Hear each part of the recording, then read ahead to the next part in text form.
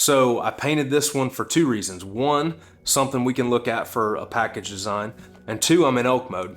I've always really liked the idea of a big bull and deep dark timber. So I'll try to get this first scaled down to size. And what I'm going to be looking for is sort of the overall size of the head first, and that'll get it close. Changing the head on this bull tells a way different story. This is just sort of a, you know, casual bugle. Maybe he's tending this herd, and this one, it's really aggressive. It's way more engaging. And from an artistic standpoint, I'm just thinking already about how I'm gonna lay in brush strokes on this thing. The angles and the shapes and the forms here are going to be way more interesting to paint than this one. This one has a tendency to go real flat, real boring, real quick, and you definitely don't want that. So there we go. So here's the old bull and the new one. You can tell, like, this one's just kind of a average. This one's really getting after it. That's going to be the difference. So it's kind of a pain in the butt. This is like an oil primed Belgian linen canvas, and it's hard to erase. It can get kind of messy, kind of sloppy, and you definitely want to try to do this right the first time, but you also want to make sure it's accurate. So just gonna have to slowly chip away at it and get this taken off. That's why your grandpa always says measure twice and cut once. I measured once and cut, and now I've got to redo it. It's always possible to paint this stuff out and redo it, but man, it can get messy. And then if you're laying in texture on there, then you have a bunch of texture.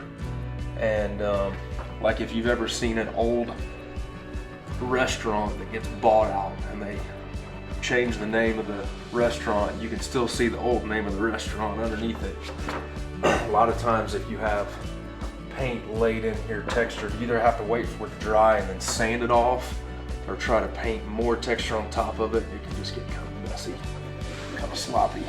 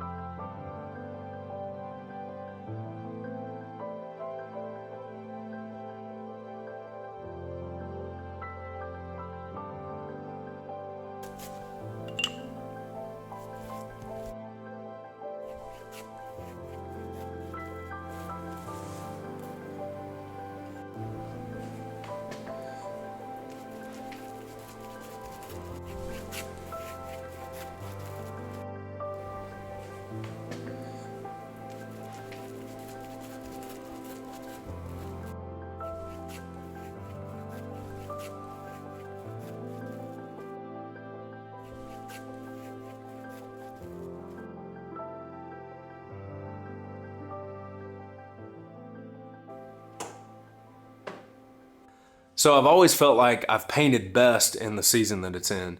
I paint my best deer in the fall. I paint my best turkeys in the spring because, you know, just like everybody else, that's what my mind is consumed with. The weather feels right outside. I'm ready for season and I'm kind of in that mode. And this year, me and some buddies drew Wyoming elk tags. We've been putting in for 10 years, preference points, and finally cashed them in. So I've got an elk trip coming up with some really good buddies I'm excited about. And I'm also working with Winchester on some new package design concepts, and we needed an elk to work with. So I painted this one for two reasons. One, something we can look at for a package design, and two, I'm in elk mode. I've always really liked the idea of a big bull and deep dark timber. It's sort of a remote, rare, special occurrence, and I'm excited to try to see it myself in person. So I painted this one with the tips of his antlers against the dark timber. It's an active pose. You know, he's walking out, he's in mid-stride, bugling. So it's really active pose. I just imagine this big bull coming out of the deep dark timber to take on another bugling bull or a challenger or potentially a hunter. And so I'm really excited about this one. It's been cool to paint, and now I'm gonna let it dry, get it framed up, and go try to see it in person in Wyoming. Best of luck to all you elk hunters out there. It's about to be right. It's about to be season.